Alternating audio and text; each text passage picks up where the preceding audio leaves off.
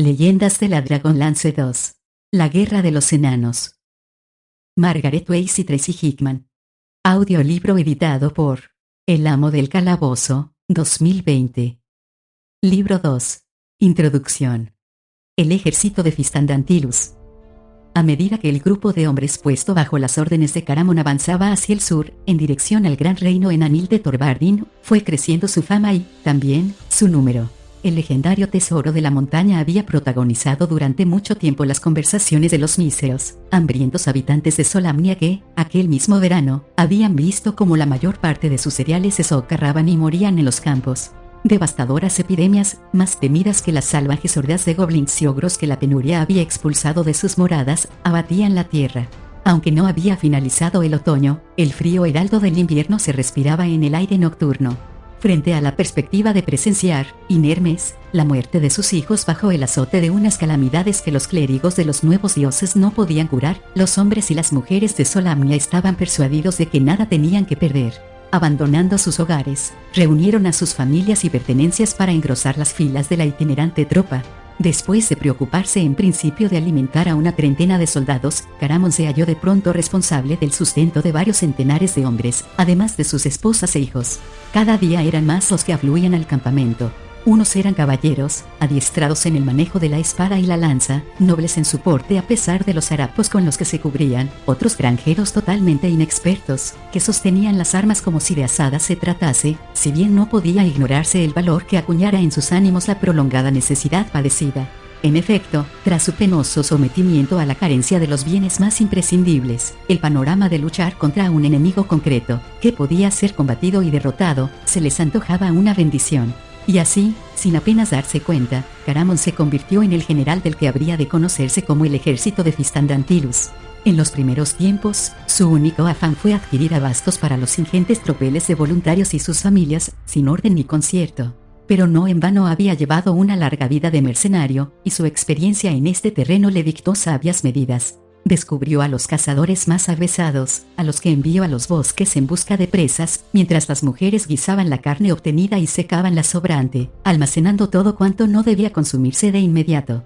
Muchos de los que se unieron al grupo llevaron el grano y la fruta que habían podido cosechar, una aportación valiosa que el hombretón aprovechó. Ordenó que el cereal fuera molido a fin de obtener harina, que se prepararan confituras perdurables y, así, el maíz se convirtió en pan, duro como una piedra pero alimenticio, con el que asegurar la existencia durante meses.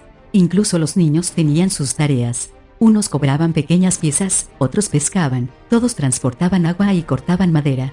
Una vez atendidas las cuestiones básicas, el general se dedicó a enseñar a los reclutas. Los entrenó en el uso de la lanza, del arco, de la espada y el escudo.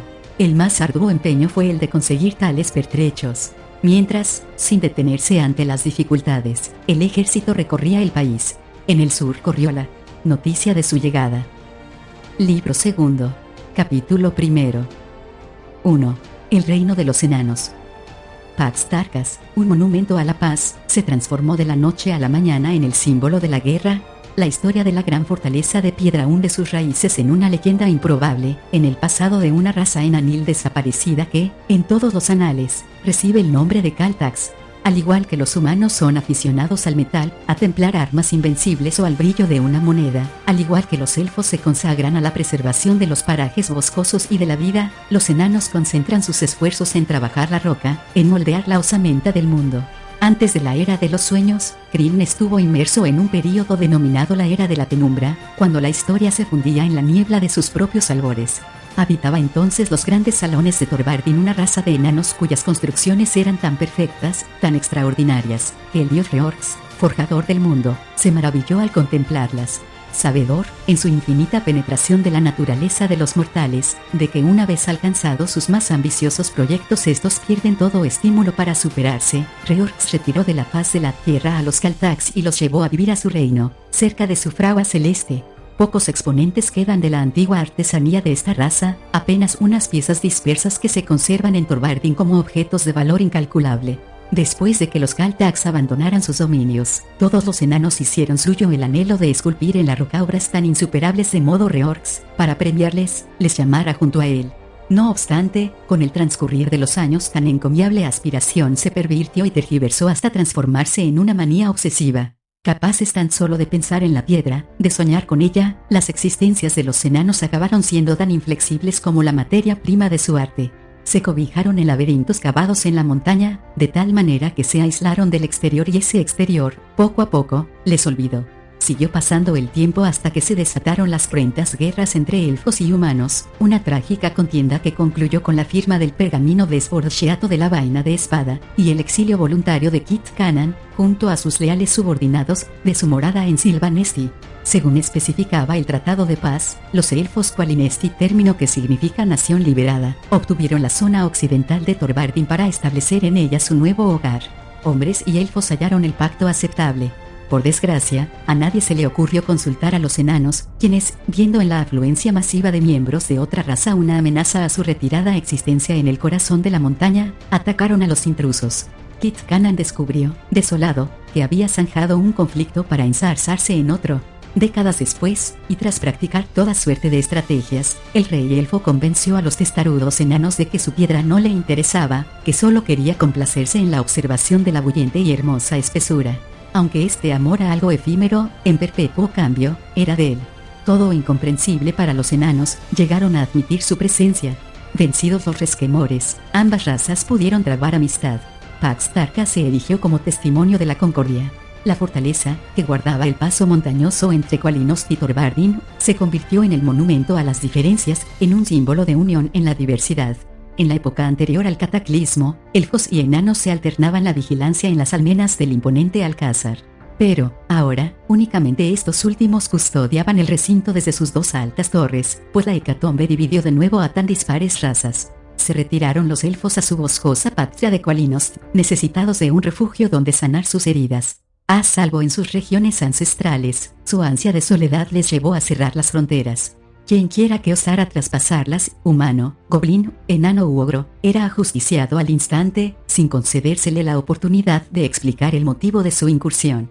En todo ello pensaba Duncan, rey de Thorbardin, mientras veía zambullirse el sol tras los riscos cual si cayera del cielo a fin de visitar las tierras de los Qualinesti. Perfilóse en su mente una divertida escena en la que los elfos atacaban al astro por atreverse a invadirles, y apareció en sus labios una sonrisa socarrona. Tienen sus razones para comportarse de ese modo, rectificó, para repudiar al mundo. ¿Qué trato, después de todo, han recibido de las criaturas que lo pueblan? Arrasaron sus dominios, violaron a sus mujeres, asesinaron a sus hijos, quemaron sus casas y les robaron el alimento en número para sus adentros. ¿Fueron acaso los goblins o los ogros, máximos adalides del mal? No, gruñó salvajemente. Fueron aquellos en los que habían confiado, que acogieron como hermanos, los hombres. Ahora ha llegado nuestro turno, recapacitó Duncan, paseando por las almenas sin perder de vista la luz crepuscular que, con sus purpúreas matizaciones, teñía el cielo de sangre. Como les ocurriera a los elfos, tendremos que cerrar las puertas y castigar a quien pretenda atravesarlas. Si el abismo es el común destino de los mortales, que ellos se precipiten a su manera y nos dejen seguirles a la nuestra. Perdido en sus cavilaciones, el monarca no se percató hasta unos minutos más tarde de que alguien se había reunido con él en la atalaya. El recién llegado, también de raza enanil, le sobrepasaba toda la cabeza y, dada su estatura, daba una zancada por cada dos que él avanzaba. No obstante, para demostrarle su inalterable respeto, había acomodado su paso al del cabecilla. Duncan frunció el entrecejo. En cualquier otro momento habría agradecido la compañía de aquel personaje, mas ahora juzgó su presencia como un ominoso presagio. La proximidad de tan alta figura ensombreció sus meditaciones a la vez que el sol, al desaparecer en el horizonte, prolongaba las sombras de los indiferentes picos, que se cernieron como dedos estirados sobre la mole de Pax Tarkas. Guardarán bien nuestras fronteras del oeste, comentó el soberano con objeto de entablar un diálogo. Fija su mirada en las zonas limítrofes de Qualinost. Sí, Dane, respondió el otro. Duncan escrutó a Caras, y sus ojos centellearon bajo las pobladas cejas. Aunque su subordinado había sentido a sus palabras, se adivinaba en su timbre una reserva, una frialdad que solo podían indicar desaprobación. Emitiendo el peculiar resoplido que caracterizaba a los de su raza, el monarca giró abruptamente sobre sí mismo para caminar en sentido opuesto y advirtió, satisfecho, que había pillado desprevenido a su larguirucho siervo. Pero este, en lugar de dar un traspié en un forzado intento de alcanzarle, se detuvo y oteó, en triste ademán, el panorama que se extendía entre las almenas de la fortaleza y las umbrías tierras elfas. Irritado por tal reacción, Duncan tuvo el impulso de proseguir el paseo sin su fiel súbdito. Cuando, cambiando de idea, resolvió hacer un alto para dejar que acudiera a su lado, comprobó sorprendido que el otro enano rehusaba moverse. Exasperado, hubo de retroceder. Por la barba de Reorx, Caras rezongó. ¿Qué sucede? Creo que deberías hablar con Fireforge, apuntó el aludido mientras el cielo, que ahora examinaba con gran atención, se oscurecía del encarnado al gris. En su bóveda, el fulgor de una estrella solitaria se destacaba en la creciente penumbra. No tengo nada que decirle, atajó el rey. El Tane es prudente, pronunció Caras esta frase ritual con una reverencia, mas el suspiro que la acompañó, y su modo de entrechocar las manos en la espalda, desmentían su aparente sumisión. En tus labios, esa fórmula significa que el Tane es un perfecto asno, estalló Duncan, a quien no le pasó inadvertida su actitud. ¿He acertado?, preguntó, pellizcándole el brazo. El enano de alta talla volvió el rostro hacia el monarca y sonrió, al mismo tiempo que se acariciaba las plateadas trenzas de su rizada barba, unas relucientes hebras iluminadas, en esta hora crepuscular, por las antorchas recién encendidas en los muros.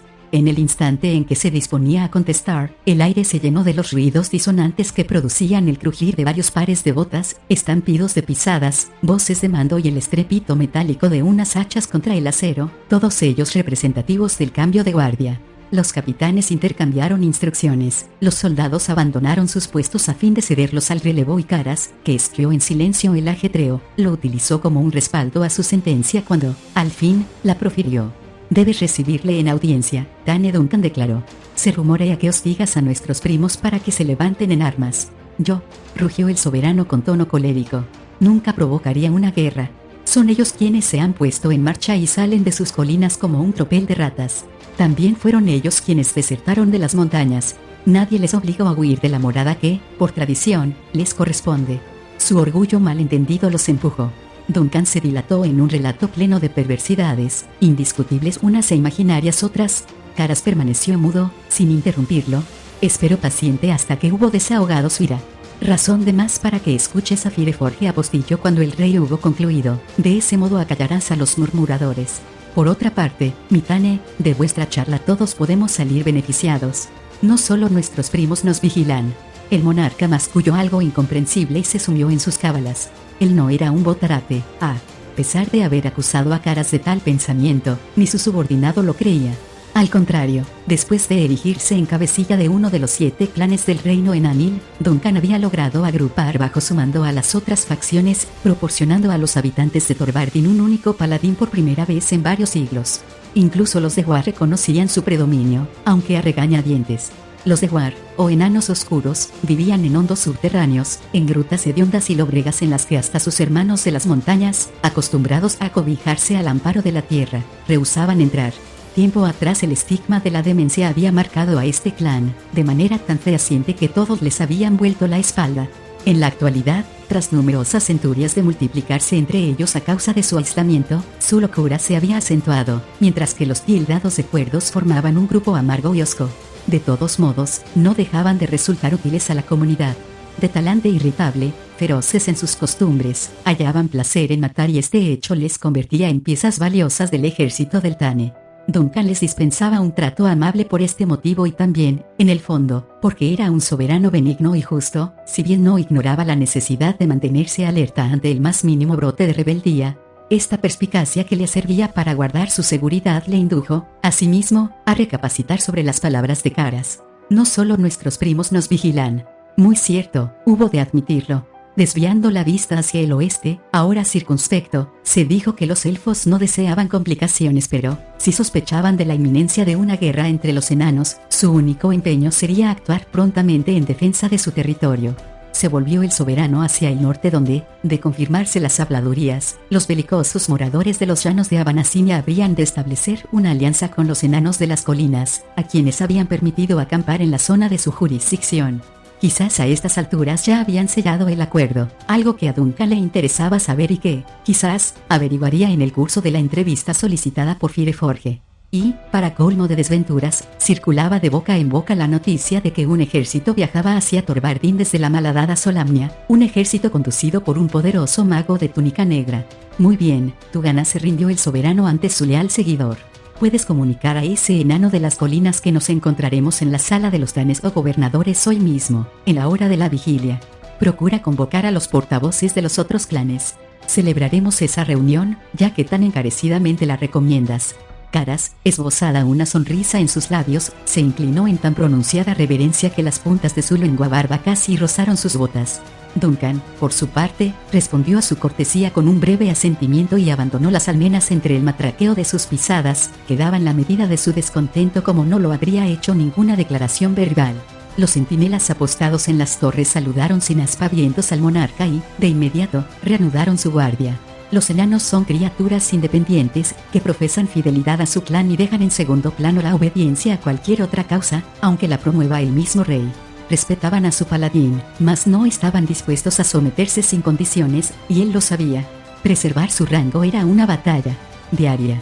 Los conciliábulos, interrumpidos por la veloz retirada de Duncan, fueron reemprendidos en cuanto el monarca entró en la mole. Los soldados eran conscientes de que se avecinaba una contienda y, a decir verdad, ansiaban pelear. Al oír sus inflamados comentarios sobre refriegas y combates, al constatar su entusiasmo, Caras no pudo reprimir un nuevo suspiro. Concentrándose en su quehacer, el personaje de insólita estatura siempre según los cánones de su raza partió en busca de la delegación del clan de las colinas. Tan alicaído su ánimo como pesado se le antojaba el gigantesco mazo que portaba, un pertrecho que sus compañeros apenas podían levantar del suelo. También Caras preveía el estallido de un conflicto y esta perspectiva le inspiraba reacciones similares a las que tuvo cuando, de niño, visitó la ciudad de Tarsis y se demoró en la playa para admirar sobrecogido el romper de las olas sobre la arena. Al igual que la hinchada marea, la reyerta era algo inevitable. Mas, pese a no abrigar ninguna duda al respecto, perseveraría hasta el último momento en su afán de impedirla. Nunca se molestó en guardar en secreto su repulsa a la guerra, aprovechaba la más mínima ocasión para exponer sus argumentos en favor de la concordia. Eran numerosos los enanos a quienes les extrañaban tales manifestaciones, pues Caras era tenido por un héroe de su raza que, en su adolescencia, había figurado entre los más encarnizados enemigos de las legiones de goblins y ogros durante las escaramuzas que fomentara el príncipe de los sacerdotes de Istar. Era aquella una época de confianza entre los pueblos. Aliados de los caballeros de Solamnia, los enanos acudieron en su auxilio cuando los goblins invadieron su morada. Se debatieron juntos, y a Caras le impresionó en gran medida el severo código que presidía las actuaciones de los nobles humanos, mientras que los caballeros, a su vez, quedaron perplejos ante la pericia del entonces joven luchador. Más alto y fuerte que los otros miembros de su hermandad, este enano singular blandía un mazo de grandes dimensiones que él mismo había confeccionado. Cuenta la leyenda que con ayuda de Reorx, su dios, siendo incontables los episodios en que contuvo en solitario el avance de los invasores para dar tiempo a sus tropas a reorganizarse. Su valor le valió entre los caballeros el apelativo de Caras que, en su lengua, significaba precisamente eso, caballero. Se trataba del mayor honor que su orden concedía a criaturas pertenecientes a otras etnias. Al regresar a casa, el apodado Caras descubrió que su fama se había extendido. Podría haberse instituido en general de las tropas enaniles o incluso en rey, de haberlo querido. Pero no eran tales sus aspiraciones. Prefirió respaldar a Duncan, y muchos de sus congéneres creían que el soberano debía el ascenso al poder en el interior del clan a su poderosa influencia. Si fue así, no por ello se enturbiaron sus relaciones. El ponderado monarca brindó su sincera amistad al laureado héroe, de tal modo que el espíritu práctico de uno frenaba el idealismo del otro. Sobrevino el cataclismo, el peor azote en la historia de Krynn. En los años posteriores a la catástrofe, más terribles que el terremoto mismo, la valentía de Caras fue guía y ejemplo de sus hermanos. Suyo fue el discurso que obró la unión de los Danes y el nombramiento de Duncan. Las de War depositaron en él su confianza, pese a su esquivo carácter y, gracias al tono conciliador de sus pláticas, las desavenidas sectas de su pueblo no solo lograron sobrevivir, sino prosperar. Ahora, este personaje que tanto hizo por los suyos se hallaba en sazón. Se casó en sus años mozos, mas su esposa murió en el cataclismo y, fiel a las normas por las que se regía su pueblo, no contrajo segundas nupcias. No nació de su enlace ningún hijo que perpetuase su nombre, si bien, a la vista de las perspectivas de futuro, que nada bueno auguraban, Caras se alegró de no tener que preocuparse por un vástago. Regar Fireforge, de los enanos de las colinas, y escolta. El heraldo hizo esta presentación enhiesto, solemne, golpeando el duro suelo de granito con el extremo de la lanza de ceremonias. Entró inmediatamente el séquito de visitantes y, todos a una, avanzaron hacia el trono donde estaba sentado Duncan. Según lo acordado, se hallaban en la sala de los Danes de la legendaria fortaleza de Pax Tarkas. En torno al monarca, un poco retiradas, habían dispuesto sillas de bajo respaldo, algo desvencijadas a causa de las brisas, para los representantes de los otros clanes que actuarían como testigo de sus respectivos cabecillas. Tan solo eran eso, testigos que debían informar de cuanto allí se dijera o sucediese. Dado el estado de guerra, la autoridad descansaba en manos de Duncan, dentro, naturalmente, de las limitaciones que imponía el talante poco sumiso de los enanos. Los 6 enviados eran, en realidad, simples capitanes de división. Aunque en principio solo existía una unidad colectiva formada por miembros de todos los clanes, las circunstancias no dejaban olvidar que la componían grupos diversos hermanados de manera ocasional. Cada uno tenía sus hombres y sus conductores, cada uno vivía separado de los otros, y no eran inusuales los enfrentamientos entre clanes a los que enemistaban antiguos feudos de sangre. Duncan hizo cuanto pudo para mantener hermética la tapa de aquellas bullentes marmitas, pero las presiones la hacían saltar más a menudo de lo deseable. Ahora, sin embargo, acechados como estaban por un adversario común, reinaba una cierta armonía. Incluso el representante de los de War, un capitán sucio y harapiento llamado Argat que, al estilo de sus bárbaros ancestros, llevaba la barba anudada en burdos nudos y se entretuvo durante los preliminares arrojando un cuchillo al aire y recogiéndolo en pleno descenso, escuchó las presentaciones con un desdén inferior al que habitualmente exhibía. También había en la variopinta asamblea un capitán de enanos Gully, conocido como el Igug. Su presencia se debía tan solo a la cortesía del máximo mandatario. Habida cuenta de que la voz Hai, en todas las lenguas enaniles, significa alto, y que Gul corresponde a privado, en el dialecto particular de los Gulí, su cargo era el de alto privado, una dignidad irrisoria dentro del ejército, si bien, para los de su clan, revestía un honor extraordinario que merecía el respeto, la veneración casi, de las tropas a él encomendadas. Duncan, siempre diplomático, se mostró en todo momento amable con el Igug y, así, se granjeó su lealtad, desoyendo a quienes opinaban que tan terca obediencia era más un inconveniente que una ayuda. Cuando alguien cuestionaba su actitud, el rey respondía que nunca se sabe, que él consideraba una política acertada ponerse a los súbditos de su lado. Allí estaba, pues, el Igug, aunque pocos le vieron. Habían situado su asiento en un oscuro rincón, donde le ordenaron que permaneciese quieto y callado, instrucciones ambas que el enano siguió al pie de la letra. A decir verdad, hubieron de retirarle 2 días más tarde, ya que nadie le indicó de manera expresa que abandonase la sala al finalizar el cónclave. Los enanos son los enanos. Era esta una cantilena que utilizaban con frecuencia los restantes pobladores de Krynn al referirse a las hostilidades existentes entre los habitantes de las colinas y los de las montañas, como para significar que carecían de importancia. No obstante, la rivalidad y las diferencias eran extremadamente graves en la mentalidad de quienes debían debatirlas, aunque ningún observador extraño las otorgase el crédito debido.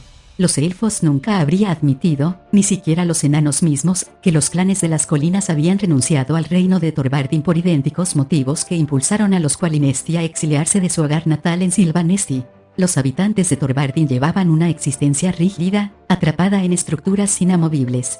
Cada uno conocía su lugar dentro de su propio clan, y los matrimonios cruzados se juzgaban una monstruosidad al ser el vínculo con los orígenes tan indisoluble como el que nos aferra a la vida. Esta identificación plena era la fuerza motora de la cotidianeidad, y ayudaba a ahuyentar cualquier contacto que se intentara establecer desde el exterior.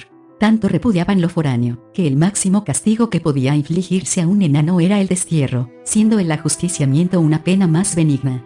El ideal de aquellas criaturas era nacer, crecer y morir sin asomar la nariz fuera de las puertas de Thorvaldin. Desgraciadamente, tan arraigadas ambiciones eran, o habían sido en el pasado, un sueño. Enzarzados en constantes guerras para defender su territorio, los hombrecillos hubieron de realizar numerosas incursiones al otro lado de sus fronteras. Y, además de los litigios, no faltaban quienes pretendían adquirir su habilidad constructora y estaban dispuestos a pagar cuantiosas sumas a cambio de sus servicios. La bella ciudad de Palantas fue edificada por un auténtico ejército de diestros enanos, al igual que otras muchas urbes del país, y la solicitud con que eran requeridos obró ciertos cambios en el ánimo de los individuos más libres, que se aficionaron a viajar y propugnaron la apertura de sus restringidos códigos. Aquellos traidores hablaron de permitir los casamientos entre miembros de clanes distintos, discutieron las posibilidades de un fructífero comercio entre su pueblo y los elfos o los humanos, manifestaron su deseo de vivir bajo la luz del sol y, lo más aborrecible de todo, expresaron su creencia de que había actividades aún más interesantes que la de trabajar la roca. Ni que decir tiene que los enanos apegados a los hábitos de su raza vieron en estos postulados una franca amenaza para la sociedad y, de un modo inevitable, se produjo la temida ruptura. Los independientes fueron expulsados a perpetuidad de sus moradas subterráneas, y en la despedida no presidió la paz. Se intercambiaron insultos entre los dos bandos, se pronunciaron frases tan ofensivas que dieron lugar a rencillas destinadas a prolongarse a lo largo de varias generaciones. Los desterrados se instalaron en las colinas, donde, aunque no disfrutaron de la existencia que esperaban, hallaron alivio a las cargas que antes les refrenaran, eran libres de desposarse con quien quisieran, de ir y venir a su antojo, de ganar dinero si así lo elegían. Los que quedaron en la montaña cerraron filas y se tornaron aún más severos en el cumplimiento de las reglas. Los dos dignatarios que ahora se enfrentaban pensaban en todos estos conflictos mientras se estudiaban mutuamente. También, quizá, reflexionaban sobre el hecho de que aquel era un momento histórico, pues durante varios siglos nunca se habían reunido en consejo.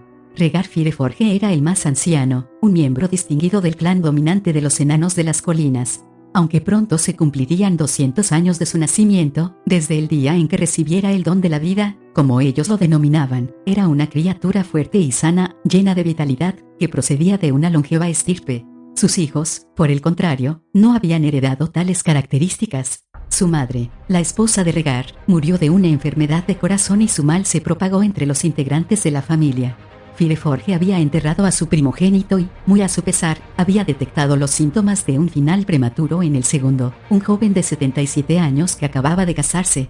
Cubierto de pieles y curtidos animales, tan raída su apariencia como la del Dewar, si bien más pulcro, el visitante se plantó en el centro de la sala con las piernas separadas y miró al monarca, centelleando sus ojos bajo un entrecejo hirsuto, frondoso, que hizo dudar a muchos de que en realidad pudiera verle. Tenía el cabello de un gris metálico, al igual que su barba, y lo llevaba peinado en unas larguísimas trenzas embutidas en el cinto por los extremos, al antiguo estilo de su clan. Le flanqueaba una escolta de sus congéneres, ataviados de manera parecida, y constituían entre todos un grupo imponente. El rey Duncan soportó el escrutinio con firme ademán, sin flaquear.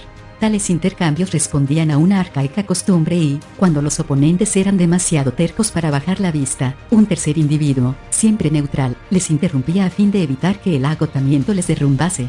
Mientras observaba a Fireforge, el soberano se atusaba la barba que, sedosa y rizada, caía en cascada sobre su vientre. Era este un signo de desprecio que hizo enrojecer de ira a Rhaegar, aunque fingió ignorarlo.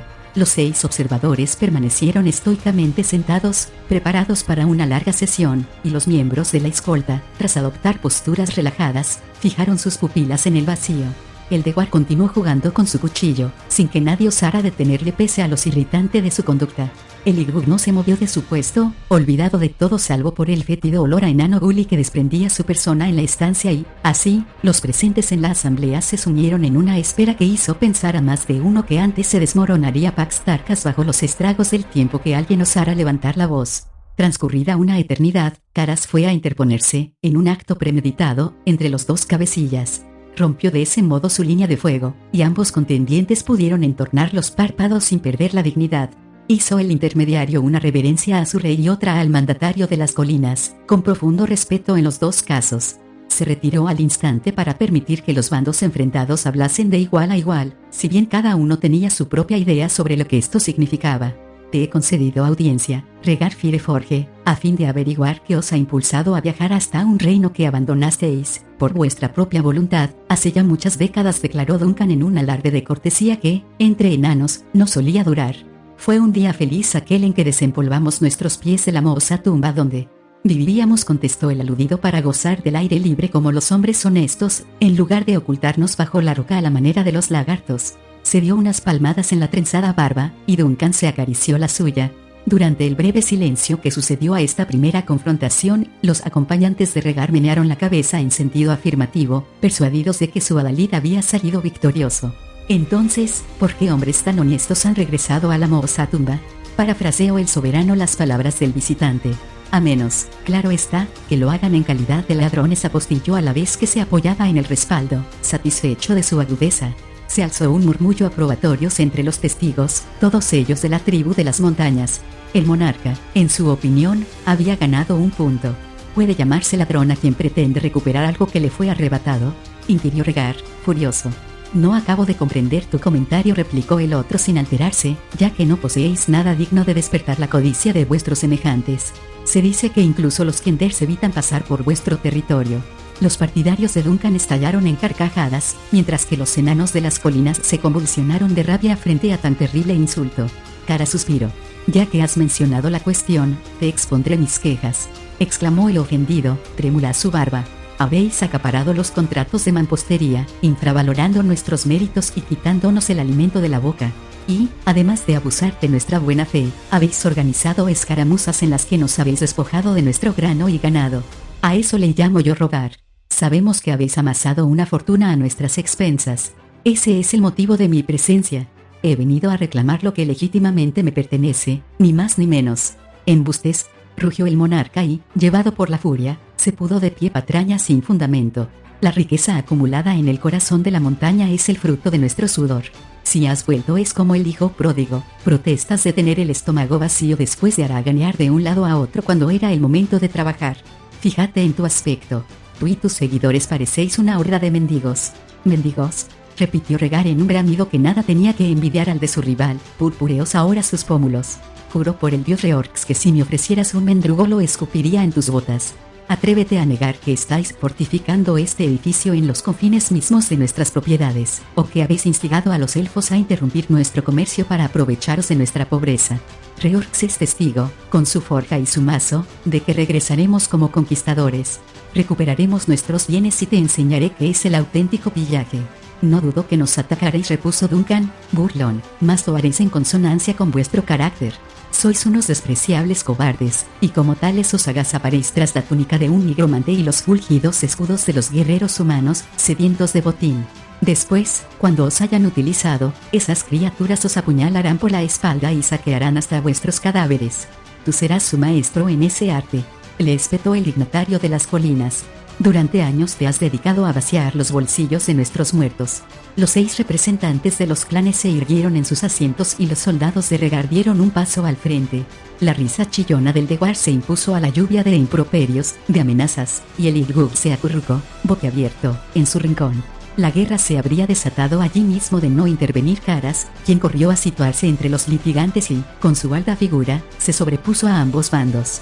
A empellones, tirando de unos y de otros, logró hacerles retroceder si bien, incluso después de separarse, persistieron las risas provocadoras y los agravios verbales. El leal intermediario hubo de hacer acopio de toda su severidad para reinstaurar el silencio, un silencio tenso y hostil. Caras tomó la palabra, e inició su discurso en una voz ronca y preñada de pesadumbre. Hace tiempo, rogué a nuestro Dios que me otorgara la fuerza suficiente para luchar contra la perversidad del mundo. Reorx respondió a mi plegaria invitándome a usar un anexo secreto a su fragua donde, bajo su protección, confeccioné este mazo. Desde entonces lo he enarbolado en todas las batallas, él me ha permitido combatir el mal y defender mi hogar, el hogar de mi pueblo. Y ahora, mi rey, me pides que tan sagrado pertrecho aplaste las cabezas de mis congéneres, y también vosotros, mis primos, os aprestáis a asolar mi patria en un conflicto del que nadie ha de beneficiarse. Si no deponéis vuestra actitud, me veré obligado a derramar la sangre de los seres que más estimo, mi propia sangre. Nadie replicó. Los 2 enemigos se dirigieron fulminantes miradas bajo sus enmarañadas cejas, si bien se detectaba en sus pupilas un atisbo de vergüenza. La sincera arenga de Caras conmovió a la mayor parte de los asistentes y también a los 2 cabecillas, aunque estos, dada su avanzada edad y su experiencia, no se dejaron impresionar como los otros. Ambos habían perdido la ilusión, los ideales de la juventud, conocían demasiado bien los entresijos del mundo y, en particular, el alcance de la brecha que se había abierto entre ellos para confiar en que un cónclave consiguiera sellarla. No obstante, había que intentarlo. Fue Regar quien le hizo el primer gesto, grave su expresión. Esta es mi propuesta, Duncan, rey de Torvardin. Retira tus tropas de la fortaleza, entrega Pax Tarkas y la región circundante a nuestra tribu y a nuestros aliados humanos. Danos la mitad del tesoro escondido en la montaña, lo que en justicia nos corresponde, y permite que aquellos que lo deseen se refugien en las rocosas grutas y la malignidad se extiende. Convence también a los elfos de reanudar las transacciones, de demoler las barreras y distribuye de manera equitativa los contratos de construcción. A cambio, nosotros cultivaremos los campos de Torvardin y te venderemos el cereal a un precio inferior al que te cuesta sembrarlo en los viciados subterráneos. De surgir tal necesidad, me comprometo a ayudarte a proteger tus fronteras y la montaña misma. Caras suplicó a su mandatario con los ojos, sin despegar los labios, que reflexionara, que negociara al menos las condiciones. Pero Duncan, exasperado, fue incapaz de razonar. «Fuera de aquí», ordenó a su adversario. «Vuelve junto al túnica negra y tus amigos humanos. Veremos si ese hechicero puede, con sus dotes arcanas, derruir la fortaleza o arrancar la piedra del suelo, nuestro hábitat natural. Veremos cuánto tiempo dura tu alianza, si los hombres os brindan ayuda cuando los vientos invernales apaguen las fogatas y su sangre se vierta en la nieve. Rhaegar sometió al soberano a un último examen, rebosantes sus pupilas de un odio tan intenso, que, si se hubiera materializado, habría supuesto un golpe mortal. Luego, giró sobre sus talones e hizo a su séquito señal de seguirle, de abandonar la sala de los Danes y Pax Tarkas. La noticia se difundió con sorprendente celeridad. Antes de que los enanos de las colinas partieran del recinto, atestaron las almenas sus primos de las montañas, que les despidieron entre sarcasmos y amenazas. Los hombres de Rhaegar, aleccionados por su adalid, hicieron caso omiso de las provocaciones y emprendieron su cabalgada sin volver la vista atrás. Caras quedó solo en la estancia junto al monarca, excepción hecha del olvidado Ygug. Los 6 testigos regresaron presurosos a sus clanes, donde comunicaron las nuevas a sus jefes de tal modo que, al anochecer, se habían consumido litros de cerveza y del embriagador brebaje conocido como aguardiente enanil. Las celebraciones, los ecos de los cánticos y la desordenada algarabía retumbaban entre los muros del monumento a la paz. En medio del desenfreno, la voz quejumbrosa de Caras resonó en los tímpanos de Duncan. ¿Por qué has rehusado negociar?, inquirió. El soberano, apaciguada su cólera, miró a su alto consejero y meneó la cabeza despacio, crujiendo su atuendo de ceremonias al rozarlo la barbacana. Estaba en su derecho de no contestar a tan impertinente demanda, y lo cierto era que solo Caras poseía el valor necesario para cuestionar así su decisión. Dime, mi buen servidor, indagó, a la vez que apoyaba la mano en su brazo, ¿es verdad que guardamos un tesoro en las entrañas del risco? ¿Hemos robado a nuestros hermanos? ¿Hacemos incursiones en sus tierras, o en las de los hombres? ¿Están justificadas las acusaciones de Rhaegar? No fue la lacónica respuesta del interpelado, y sus pupilas se encontraron con las de su superior. ¿Has visto la cosecha?, prosiguió el monarca. Eres tan consciente como yo de que las últimas monedas de nuestras arcas se gastarán en adquirir alimento con el que sobrevivir al crudo invierno. Confiésalo ante ellos, le urgió Caras. No son monstruos, sino nuestros parientes. Estoy seguro de que comprenderán. No le atajó, compungido, el rey. No son monstruos, repitió, pero se han convertido en algo peor, en niños. Podríamos revelarles nuestro apuro y aún así no nos creerían, no se fiarían de sus propios ojos porque, en sus mentalidades pueriles, han resuelto volcar su fe en la que ellos consideran su cruzada. Prefieren creer en la existencia de un tesoro, todavía más, tienen que creer en ella, insistió al observar la mueca de reticencia de su súbdito. Es su única esperanza de vida, no resistirían si no les animase el anhelo de arrebatarnos esos supuestos enseres. Lucharán para conseguirlos, azuzados por el hambre. En el fondo entiendo su postura. La realidad es demasiado cruel. Se ensombrecieron un instante sus ojos y Caras constató, lleno de asombro, que su ira de antes había sido fingida. Ahora volverán al lado de sus angustiadas mujeres e hijos, agregó Duncan, y les dirán, combatiremos contra los usurpadores. Cuando venzamos, saciaremos nuestras rugientes tripas. Así olvidarán, durante un tiempo, su penuria. No hace falta llegar a tales extremos, replicó su oyente. Compartamos lo poco que tenemos. Mi querido Caras, eso es imposible. Que caiga sobre mí el mazo de reorcimiento. Voy a hacerte una revelación, y he de conminarte al secreto. No puedo acceder a sus exigencias porque, de hacerlo, todos pereceríamos. Nuestra raza se borraría de la faz de Krynn. ¿Tan mal están las cosas?, preguntó Caras. Su perplejidad iba en aumento. Me temo que sí, ratificó el soberano. Son muy pocos los que lo saben, únicamente los cabecillas de los clanes y, ahora, tú. La recolección de grano fue un desastre, el tesoro amenaza ruina y, además, hemos de reservar nuestro exiguo pecunio para sufragar los gastos de la guerra. Incluso dentro de nuestros confines tendremos que racionar la comida si queremos contemplar los brotes de primavera. Hemos calculado meticulosamente los abastos, y ni siquiera con tan duras medidas tenemos la certeza de superar la estación de los hielos. ¿Cómo agregar a la lista a varios centenares de bocas? Caras se perdió en sus cavilaciones hasta que, al rato, alzó la cabeza y sentenció, es mejor aceptar juntos el destino, morir todos de hambre, que sucumbir en una contienda entre seres de la misma raza. Nobles palabras, amigo Caras, le aplaudió Duncan. Cuando se disponía a completar su comentario, un redoble de tambores resonó en la estancia acompañado por himnos ancestrales, más viejos que las paredes de Pax Tarkas y, acaso, que los huesos del mundo. Los enanos se aprestaban a la batalla, y lo manifestaban según el ritual heredado a través de las generaciones. Nobles palabras, insistió el monarca una vez se apagó el vocerío, pero inútiles. No puedes devorar el lenguaje, ni bebértelo, ni tampoco envolverte los pies con él o quemarlo en tu fría chimenea. No des frases, por hermosas que sean, al niño que llora de hambre. Esos niños llorarán también si sus padres parten para luchar y nunca regresan, objetó el servidor. Sus sollozos no se prolongarán más de un mes, repuso Duncan. Luego apurarán sin vacilaciones la ración de su plato. Y estoy persuadido de que es eso lo que querría el ausente. Una vez expresado tan práctico argumento, el soberano salió de la sala de los danes para encaminarse, de nuevo, a las almenas. Durante la conferencia privada de Duncan y Caras, Regar Fireforge guiaba a su grupo por la senda que le alejaba de Paxtarcas a lomos de un robusto y achaparrado pony. Las risas y las ofensas de sus primos de las montañas retumbaban aún en sus tímpanos. No despegó los labios hasta varias horas más tarde, cuando se hallaron fuera del campo de visión de las enormes torres de la fortaleza. Al llegar a una encrucijada, el anciano jefe tiró de las riendas de su caballo y, volviéndose hacia el miembro más joven de su séquito, le indicó con voz monótona, desapasionada: continúa hacia el norte, Darren Iron Fist. Extrajo el dignatario una andrajosa bolsa de piel que llevaba anudada al cinto para, tras hurgar en su interior, entregar al subordinado su última moneda de oro. Contempló el disco unos largos momentos antes de embutirlo en la palma del muchacho. Con este dinero podrás adquirir un pasaje en la nave que hace la travesía del Mar Nuevo, le aseguró. Una vez al otro lado, ve al encuentro de Fistandantilus y dile. Hizo una pausa, sabedor de la trascendencia de su resolución. Pero no tenía otra alternativa, así que, malhumorado, terminó de impartir sus instrucciones. Dile que, cuando llegue, le aguardará un ejército dispuesto a luchar a su lado. Libro segundo.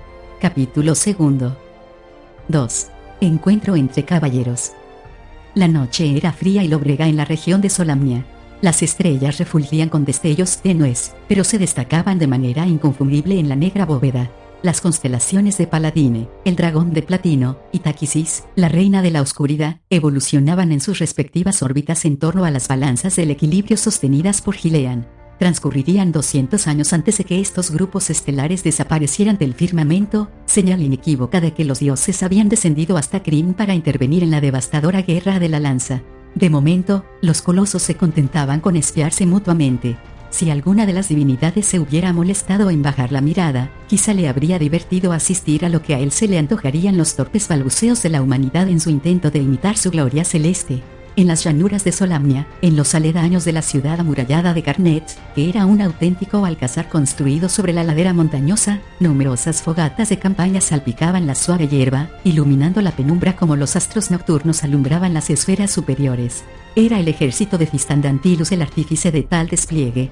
Las tibias llamas se reflejaban en escudos y pectorales, danzaban en el espejo de las espadas y arrancaban chispas de las puntas de lanza. Los fuegos reverberaban en los rostros, animados por la esperanza y un renovado orgullo, ardían en los ojos pardos de los soldados y, de sus pupilas, saltaban para presidir los juegos de los niños. En torno a las fogatas había corrillos de hombres que, sentados o de pie, hablaban, bromeaban y bebían mientras lustraban sus pertrechos. Inundaban el cortante aire relatos inverosímiles, chanzas y procaces reniegos que se entremezclaban con los gemidos de algunos de los voluntarios, poco acostumbrados al ejercicio y, por lo tanto, doloridos tras la larga marcha. Sus manos, encallecidas en el manejo de la azada, se habían descarnado bajo el recio contacto de las armas en sus repetidos adiestramientos, pero aceptaban sus heridas, que eran incluso causa de júbilo. Ahora veían corretear a sus hijos entre las tiendas y sabían que habían cenado, si no bien al menos lo suficiente, y habían recuperado la dignidad frente a sus esposas. Por primera vez durante años, aquellos hombres tenían un objetivo, hallaban un sentido a la vida. Algunos intuían que su empeño les acarrearía la muerte, mas quienes así lo reconocieron no desistieron, al contrario, decidieron seguir y exponerse al riesgo. Después de todo, reflexionó Garik cuando llegó el relevo de la guardia, morir es nuestro común destino. Es preferible enfrentarse a él bajo la luz del sol, con sus rayos refulgiendo en el acero, que sucumbir a su emboscada en un sueño insatisfecho o aferrarse a la existencia enfermo, hambriento, desahuciado. Concluido su turno de vigilancia, el joven se dirigió al lugar donde ardía la fogata de su grupo y recogió la capa de su hatillo. Tras abrigarse, engulló apresuradamente unas cucharadas de estofado de conejo y atravesó el campamento en busca de las sombras. Caminaba con paso resuelto, y declinó las múltiples invitaciones de sus amigos a integrarse en sus tertulias. Se limitó a rechazarlas mediante un expeditivo gesto, sin detenerse. A nadie le extrañó su actitud. Eran muchos los que se zafaban de la luz a fin de disfrutar, en las tinieblas, de los placeres de una compañía íntima. Durante las acampadas, el ambiente se cargaba de apagados suspiros, de dulces murmullos. Era cierto que Garik acudía a una cita secreta, pero no con una amante, pese a que, entre las mozas, gozaba de un gran prestigio y más de una se habría sentido feliz de pasar la noche con tan apuesto noble. Al llegar a un peñasco, lejos de la algarabía general, el joven se arropó en su capa, se sentó y aguardó. Su espera se prolongó apenas unos minutos. Garik, lo llamó una voz vacilante.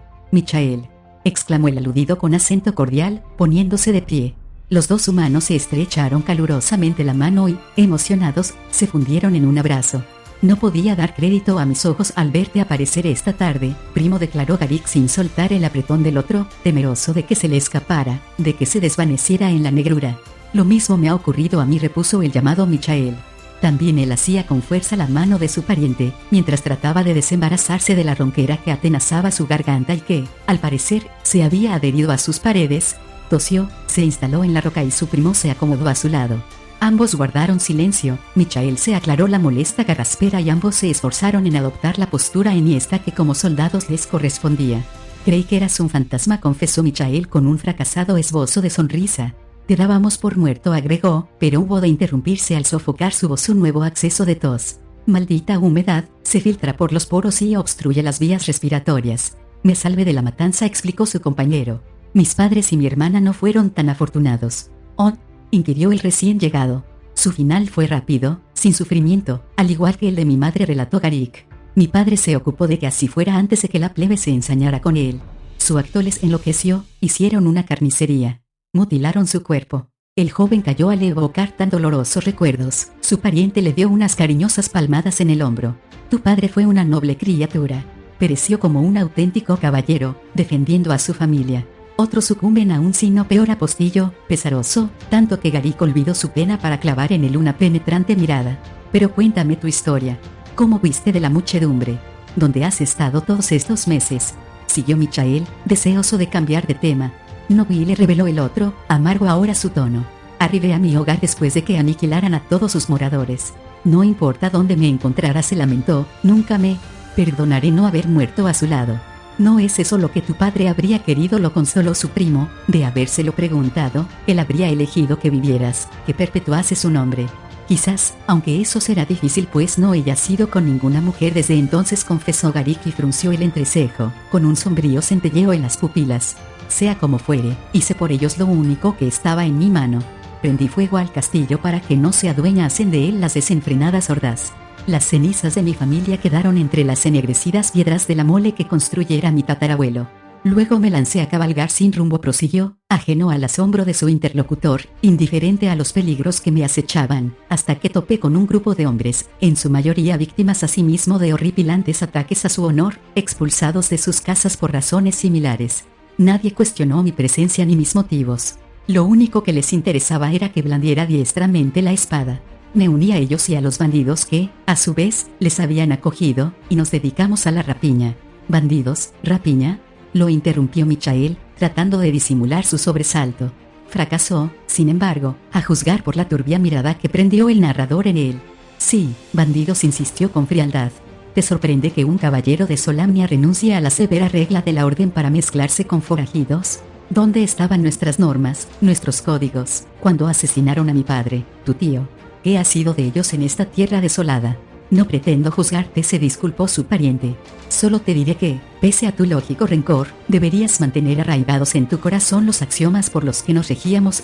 Yo así lo hago, y no me arrepiento». Garik rompió en llanto, en unos violentos sollozos que convulsionaron todo su cuerpo. Su primo lo rodeó con los brazos y, arropado en su reconfortante pecho, el joven noble se calmó. «No había llorado en todo este tiempo», susurró, a la vez que se enjugaba las lágrimas con el dorso de la mano. «Y tu consejo no podría ser más atinado. Al aceptar la compañía de los ladrones me hundí en un pozo del que no habría salido nunca de no ser por el general».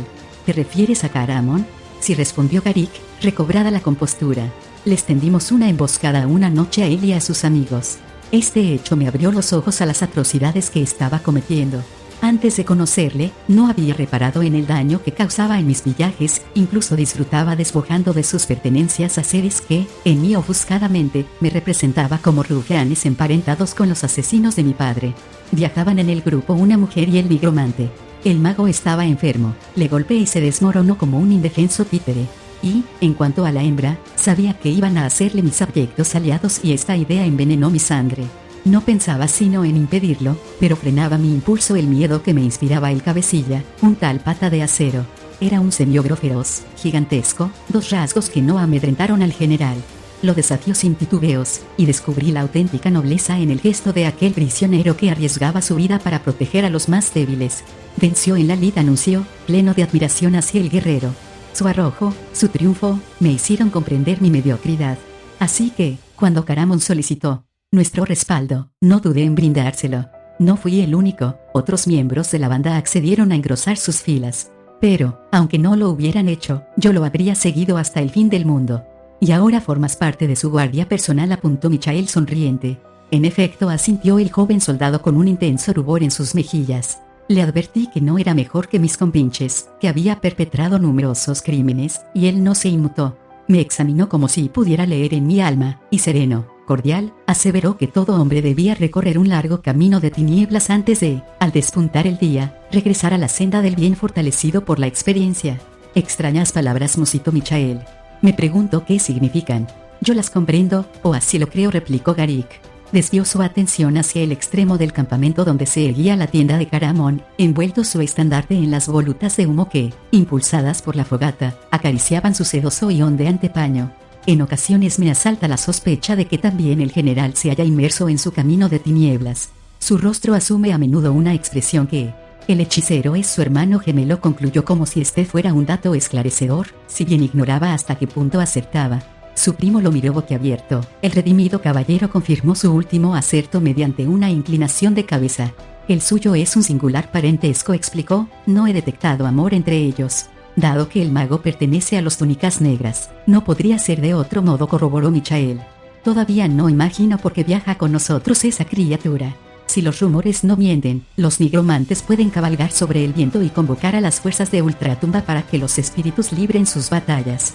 Estoy convencido de que a este no le faltan tales dotes, aventuró Garik, espiando receloso una pequeña tienda que se alzaba junto a la del general. Solo he presenciado una breve demostración de su arte, en la guarida de los malhechores, mas he hallado evidencia de su poder en un sinfín de detalles. Siempre que se cruzan nuestros ojos siento que se me revuelve el estómago, que mi sangre se transforma en agua. Su mera proximidad me atemoriza. Sin embargo, como antes te comentaba, ha estado muy enfermo. Una noche tras otra, cuando aún dormía al lado de su gemelo, le oí toser hasta perder el resuello, tan asfixiado que creí que moriría instantáneamente. Todavía hoy no adivino cómo puede vivirse en un suplicio semejante. Esta tarde, al presentármelo, no he observado en él síntomas de ninguna dolencia, recordó Michael. Su salud ha mejorado en las últimas semanas, y no desarrolla ninguna actividad susceptible de menoscabarla. Se limita a refugiarse bajo su techo de recia urdimbre, donde estudia unos volúmenes de hechicería que transporta en grandes baúles. Claro que, por otra parte, es innegable que atraviesa un periodo crítico. El suyo, a diferencia del de su hermano, se manifiesta en forma de un halo de negrura, una aureola que crece en su derredor a medida que nos acercamos a nuestro objetivo. Sufre horribles pesadillas. A menudo me despiertan de mis sueños los gritos desgarradores que brotan de su garganta y que levantarían a un muerto de su tumba. Su pariente se estremeció y, tembloroso, procedió a exponerle sus resquemores, sus desdichas. No me agradaba la idea de enrolarme en un ejército conducido, según las persistentes murmuraciones, por un mago de túnica negra. De todos los nigromantes que habitaron nuestro mundo, Fistandantilus tiene fama de ser el más poderoso. Hace unas horas, cuando llegué al campamento, aún no había tomado una decisión. Necesitaba hacer ciertas averiguaciones antes de unirme a la causa, asegurarme de que en realidad viajáis hacia el sur a fin de apoyar a los oprimidos pueblos de Abanasinia en su lucha contra los enanos de las montañas. Suspiró y levantó la mano como si deseara atusarse el mostacho, pero se detuvo. Se lo había rasurado, había eliminado el ancestral símbolo de los caballeros, porque, en la actualidad, exhibirlo equivalía a morir en las garras de cualquier desaprensivo. Aunque mi padre vive todavía, Garik continuó, sería para él un alivio cambiarse por el tuyo, perecer dignamente. Nos plantearon una elección en el Alcázar de Vingard, o bien permanecíamos en la Plaza Fuerte y moríamos, o bien nos retirábamos y conservábamos el don de la existencia. Mi progenitor, y también yo, nos habríamos acogido a la primera alternativa de depender esta de nosotros mismos. Pero no podíamos permitirnos el lujo de escuchar la voz del honor. Había que pensar en la familia, en la pervivencia de la estirpe.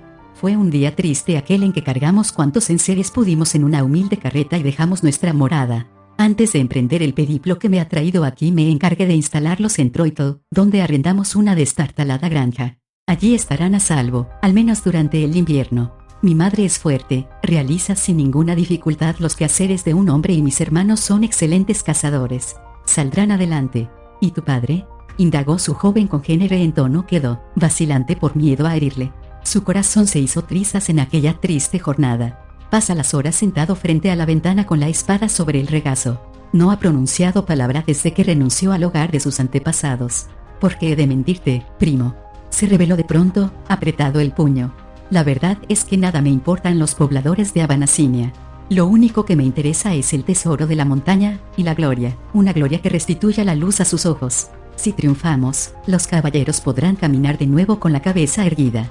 Enmudeció y ojeó la tienda vecina a la del general, la tienda que una enseña suspendida de su parte frontal delataba como la residencia de un hechicero. Era una sombra solitaria en el campamento, que todos procuraban rehuir.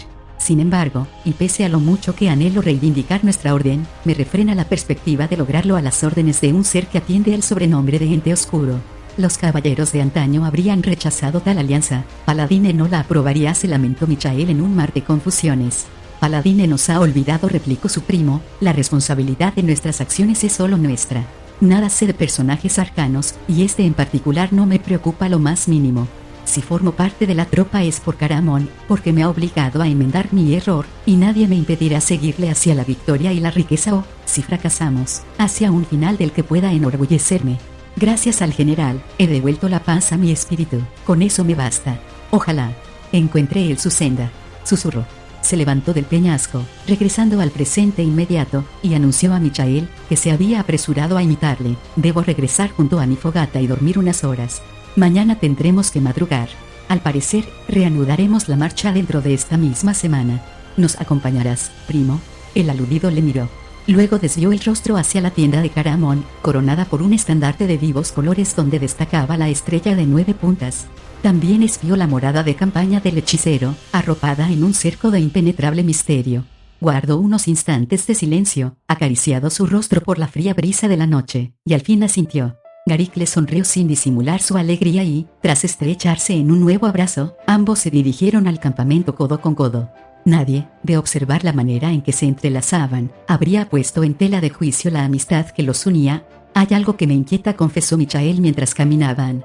Dime, ¿es cierto que Caramón está amancebado con una bruja?